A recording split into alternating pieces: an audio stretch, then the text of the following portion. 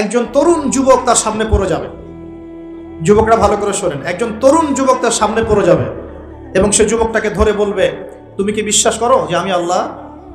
সে যুবক বলবে, না, আমি বিশ্বাস করি মুহাম্মদ সাল্লাল্লাহু আলাইহি ওয়াসাল্লামের রব হচ্ছেন আল্লাহ। তখন দাজ্জাল তাকে হত্যা করবে কিভাবে? তার পা দুটোকে ধরে এইভাবে চিরে ফেলে দিবে এবং একটা অংশ একদিকে নিক্ষেপ করবে, আরেকটা অংশ আরেক দিকে নিক্ষেপ করবে। এরপরে দাজ্জাল হুকুম করবে এই ডেড বডিকে, জীবিত হয়ে যাও। দাজ্জালের হুকুমে এই ডেড বডি জীবিত হয়ে যাবে। ফিতনা, পরীক্ষা, আল্লাহ পাকে পরীক্ষা করবে। তারপরে সে তাকে জীবিত করে বলবে, আমি তোমাকে মৃত্যু দিলাম, আবার জীবিত করলাম, এখন বিশ্বাস হলো যে আমি আল্লাহ? তখন সেই যুবক বলবে, এখন আমার পূর্ণ বিশ্বাস হলো যে তুই দাজ্জাল। কারণ আমি হাদিসে পড়েছি, আমি জানি যে দাজ্জাল এক যুবককে এভাবে হত্যা করবে, কিন্তু আমি এটা জানতাম না এই যুবক আমি নিজেই।